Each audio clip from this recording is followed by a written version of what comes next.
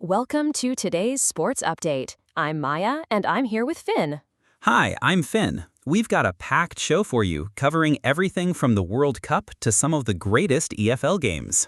Let's start with some exciting news from the EFL. There's a series called EFL Greatest Games that's showcasing some of the most thrilling matches from past seasons. That sounds great. Which games are being highlighted?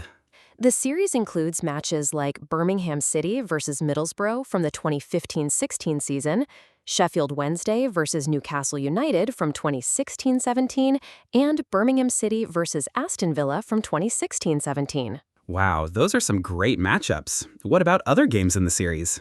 There's also Sheffield United versus Bristol City from the 2017-18 season and Cardiff City versus Bristol City from 2016.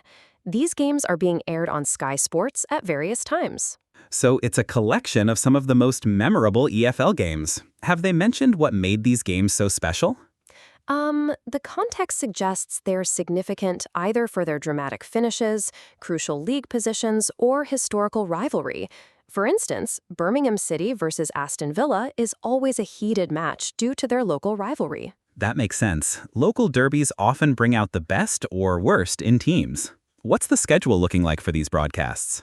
The games are being aired at different times on Sky Sports Football HD and Sky Sports Plus HD.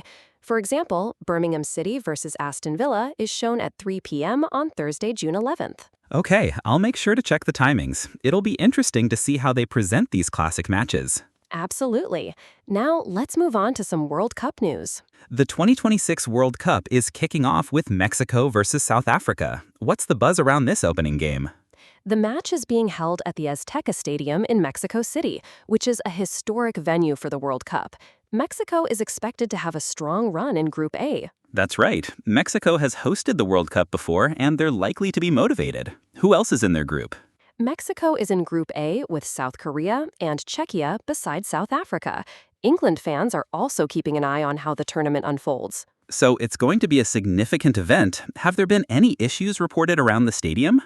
Actually, there have been reports of violent clashes outside the stadium. Let's dive into that. Oh no, that's concerning. What are the details on these clashes? The opening match saw the violent outbursts around the Azteca Stadium. Footage shared on social media shows protesters hurling Molotov cocktails and riot police clashing with them. That's alarming. Were there any specific grievances mentioned behind these protests?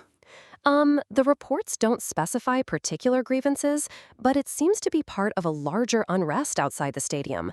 The situation was chaotic enough to overshadow the match itself. I hope they manage to keep the situation under control for the rest of the tournament. Has there been any official statement on the clashes? The articles mention that the clashes have erupted, but there isn't a detailed official response quoted. It's still developing news. Okay, we'll need to keep an eye on that. Moving on, what's the general coverage like for the World Cup this time around? The World Cup Report is providing roundups of all the day's World Cup news. It's airing on Sky Sports Main Event HD at various times. That sounds comprehensive. Are they covering just the matches or also the build-up and analysis? It's a roundup, so likely includes both match highlights and analysis, as well as other news surrounding the tournament. Good, because with the scale of this World Cup across 3 host nations, there's bound to be a lot to cover. Exactly. Now, let's switch gears to some other news. There's been a development in the Henry Ruggs case, right? He's been denied parole. Yes, the Nevada Board of Parole Commissioners denied parole for Henry Ruggs, the former Raiders wide receiver. He was involved in a fatal car crash in Las Vegas nearly 5 years ago. What were the circumstances of the crash? Ruggs was driving at speeds up to 156 miles per hour and crashed into another vehicle, killing Tina Tintor.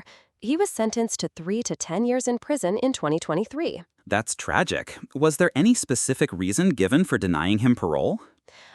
The reports don't go into the specific reasoning behind the parole denial. It's a serious case, given the high speed and the fact that it was a DUI incident. Absolutely. Cases like these often have serious legal consequences. I hope that sums up the key stories for now. It does. We've covered the EFL Greatest Game Series, the World Cup opening match between Mexico and South Africa, the violent clashes at the Azteca Stadium, the World Cup report coverage, and the Henry Ruggs parole denial. That's a broad range of sports news. Thanks for keeping us updated, Maya. Thank you, Finn. That's all for today's show. Until next time, stay tuned for more sports updates. Goodbye, everyone. Goodbye.